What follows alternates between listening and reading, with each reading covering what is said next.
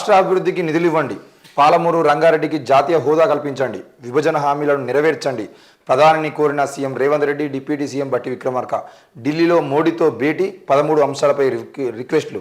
శ్వేతపత్రాల అంశాలను పీఎంకు వివరించాం, సమస్యల పరిష్కారానికి సానుకూలంగా స్పందించారు మీడియా సమావేశంలో బట్టి విక్రమార్క.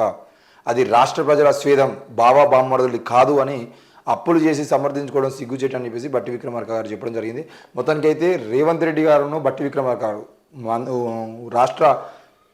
రాష్ట్రంలోని సమస్యలకు సంబంధించిన విషయంలో ముఖ్యంగా మొన్న అసెంబ్లీలో శ్వేతపత్రం పేరుతో ఎప్పుడైతే కాంగ్రెస్ పార్టీ విడుదల చేసిన పత్రం ఏదైతే ఉందో దాన్ని కూడా నరేంద్ర మోడీకి వివరించి ఇన్ని లక్షల కోట్లు అప్పు చేసిర్రు, మరి ఇన్ని లక్షల కోట్లు ఉన్నటువంటి కాంగ్రెస్ అంటే తెలంగాణ రాష్ట్రాన్ని కాంగ్రెస్ ప్రభుత్వం ఈరోజు పాలించాలి అని అంటే తప్పకుండా కేంద్రం సహాయం కావాలి, మా రాష్ట్రం మీద మీరు ప్రేమ చూపించాల్సిన అవసరం ఉంది అని చెప్పేసి అయితే నరేంద్ర మోడీ గారిని కలవడం జరిగింది.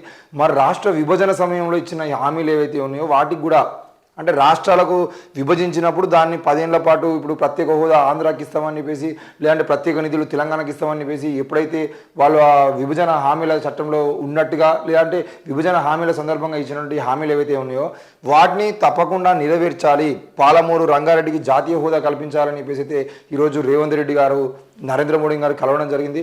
మరి నిజంగానే నరేంద్ర మోడీ గారు ఇవి చేస్తారా అంటే ఇంతకుముందు కేసీఆర్ కూడా నరేంద్ర మోడీని కలిసిండు, తెలంగాణకు మీరు ప్రత్యేక నిధులు ఇవ్వాలని లేదంటే తెలంగాణ సంబంధించిన విషయంలో మీరు ప్రేమ చూపించాల్సినటువంటి అవసరం ఉంది అని చెప్పేసి ఆనాడైతే చెప్పడం జరిగింది. మరి ఏది ఏమైనా నిజంగానే రేవంత్ రెడ్డి గారు కలిసిన దానికి ఒకవేళ కనుక నరేంద్ర మోడీ గారు ప్రేమగా స్పందించి ఉండేది ఉంటే మరి తెలంగాణ రాష్ట్ర అభివృద్ధి కోసం రానున్న రోజుల్లో బీజేపీ కానీ లేదంటే నరేంద్ర మోడీ ప్రభుత్వం కానీ ఏమైనా చర్యలు తీసుకుంటుందా అంటే వీళ్ళు కేవలం ఎప్పుడైతే బీజేపీ డబుల్ ఇంజన్ సర్కార్ పేరుతో రాష్ట్రంలో కేంద్రంలో ఎక్కడైతే బీజేపీ ఆ పాలన కొనసాగిస్తుందో ఆ ప్రాంతంలో కూడా అభివృద్ధికి వాళ్ళు కొనసాగించట్లేదు. మరి రాష్ట్రంలో కేంద్రంలో డబుల్ ఇంజన్ సర్కార్ ఉన్నటువంటి నరేంద్ర మోడీ గారి ప్రభుత్వం ఎందుకు చేయట్లేదు అంటే దేశం మొత్తంలో ఉన్నటువంటి సంపద మొత్తాన్ని కేవలం బయట ఉన్నటువంటి అదానీ అంబానీ లాంటి వ్యక్తులకు దోచిపెడుతున్నటువంటి నరేంద్ర మోడీ గారు ఈరోజు మళ్ళీ తెలంగాణకు అభివృద్ధి చేయడం కోసం ఆయన పాటుపడతారంటే అదేం లేదు.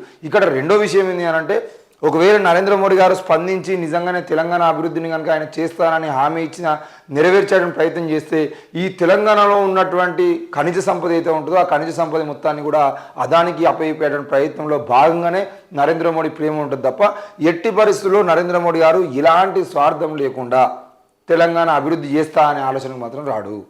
ఇక్కడ నల్లమల ఫారెస్ట్ మీద కానీ ఇక్కడ బొగ్గు బాయిల మీద కానీ ఇక్కడ ఉన్నటువంటి ఖనిజ సంపద మీద కానీ మొత్తానికైతే తెలంగాణను దోచుకునేటువంటి ప్రయత్నం కనుక ఈరోజు రేవంత్ రెడ్డి హయాంలో నరేంద్ర మోడీ చేయాలని అనుకుంటే మాత్రం తప్పకుండా రానున్న రోజుల్లో కేంద్రం నుండి సహాయం అందుతుంది.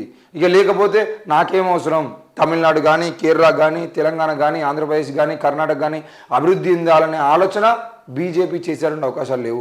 కానీ విభజన హామీలకు సంబంధించిన విషయంలో ఏవైతే ఉన్నాయో ఆ హామీలు ఇచ్చిరు కాబట్టి తప్పకుండా తెలంగాణను ఆంధ్రప్రదేశ్ను ఆదుకోవాల్సినటువంటి బాధ్యత కేంద్రం మీద ఉంటుంది. కాబట్టి ఇప్పటికీ 10 ఏళ్ళు అయినా కూడా ఆ విభజన హామీలను పట్టించుకోవట్లేదు. కాబట్టి రానున్న రోజుల్లో అయినా కనీసం నరేంద్ర మోడీ అయినా ఈ తెలంగాణను ఆంధ్రప్రదేశ్ను ఆదుకోవాల్సిన బాధ్యత నరేంద్ర మోడీ మీద ఉంటుంది. మరి వీళ్ళు పోయి కలిసినందుకైనా ప్రధానిని కోరినందుకైనా ఆయన సానుకూలంగా స్పందించి కనీసం తెలంగాణ అభివృద్ధి కోసం మిగతా రాష్ట్రాలకు ఏ విధంగానైతే నిధులు మంజూరు చేస్తున్నాడో దీనికి కూడా అదేవిధంగా వివక్ష చూపకుండా కొద్దిగా ప్రేమపూర్వకంగా నిధులు ఇస్తే బాగుంటుంది. మరి శ్వేతపత్రాలకు సంబంధించిన విషయంలో నరేంద్ర మోడీ పాలనలో మరి న్యాయం జరుగుతుందా, ఇక్కడ ఉన్న బీజేపీను బీఆర్ఎస్ ఒక్కటే అని చెప్పేసి మనం మాట్లాడుకుంటున్నాం. ఇదే రేవంత్ రెడ్డి గారు కూడా చాలా సందర్భాలలో బీఆర్ఎస్ బీజేపీ కుమ్మక్కే అని ఆ రెండు పార్టీలు ఒక్కటే అని చెప్పిండు. రాహుల్ గాంధీ గారు అయితే డైరెక్ట్ ఎంఐఎం బీజేపీ బీఆర్ఎస్ 3 కూడా ఒక్కటే, ఆ 3 హంగుగా ఏర్పడ్డాయి అని చెప్పేసి కూడా మాట్లాడిండు. మరి అట్లాంటి క్రమంలో శ్వేతపత్రం విడుదల చేసిన మీరు ఆ శ్వేతపత్రాన్ని తీసుకుపోయి నరేంద్ర మోడీ చేతిలో పెట్టి ఈయన మా బీఆర్ఎస్ పాలనలో కేసీఆర్ గారు చేసినటువంటి అవినీతి ఇంత ఉన్నది, దాదాపు 7,60,000 కోట్ల రూపాయల అప్పులో ఉన్నటువంటి తెలంగాణలో ఎన్ని కోట్లు వాళ్ళు కాజేసిర్రు, ఎన్ని కోట్ల నిధుల్ని వాళ్ళు వివిధ సంస్థలకు ఇచ్చిర్రు అనే విషయంలో నరేంద్ర మోడీ ఏమైనా చట్టపరమైన చర్యలు తీసుకుంటాడా? మరి వాళ్ళు ఒకటే అని చెప్పేసి మాట్లాడుతున్నాడు. మీరు ఇప్పుడు లిక్కర్ స్కామ్ కేసులో కవిత గారిని అరెస్ట్ చేయకుండా కాపాడుతున్న నరేంద్ర మోడీ అని చెప్పి కాంగ్రెస్ ప్రభుత్వం మరి ఈరోజు శ్వేతపత్రాన్ని బీజేపీ చేతిలో పెడితే బీజేపీ ఏం చర్యలు తీసుకుంటుంది, ఎలాంటి చర్యలు తీసుకుంటుంది? ఈ విషయాన్ని కూడా మనం ఆలోచించాలి. మరి వాళ్ళు ఒక్కటే అయినప్పుడు వాళ్ళ మీద చర్యలు తీసుకునేటువంటి అవకాశాలు లేదు.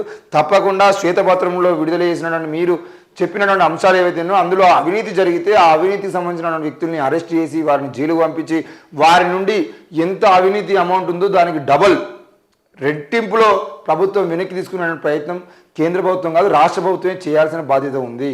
ఇది శ్వేతపత్రాన్ని తీసుకుపోయి నరేంద్ర మోడీ చేతుల మీద పెడితే అది ఇంకో 5 ఏళ్ళు అయినా కూడా కనీసం శ్వేతపత్రాన్ని ఆయన చదివేటువంటి ఓపిక ఉండదు. ఈ కేసీఆర్ పాలనలో ఏ అప్లికేషన్ వచ్చినా తీసుకుపోయి ప్రగతి భవన్ చెత్తబుట్లో వేసినట్టుగా నరేంద్ర మోడీ కూడా మన కేసీఆర్ సంబంధించిన పేపర్లను కూడా తీసుకుపోయి చెత్తబుట్లో వేస్తాడు. కాబట్టి ఆలోచించుకొని పోవాలి.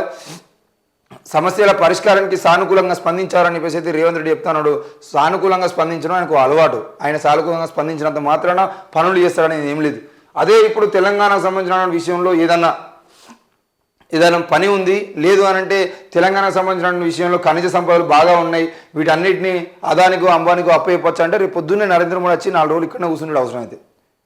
అంతే అదాని కోసం అంబానీ కోసం పనిచేసినంత స్పీడ్గా రాష్ట్ర అభివృద్ధి కోసం ప్రజాభివృద్ధి కోసం ప్రజా సంక్షేమం కోసం నరేంద్ర మోడీ చేసింది ఏమీ లేదు.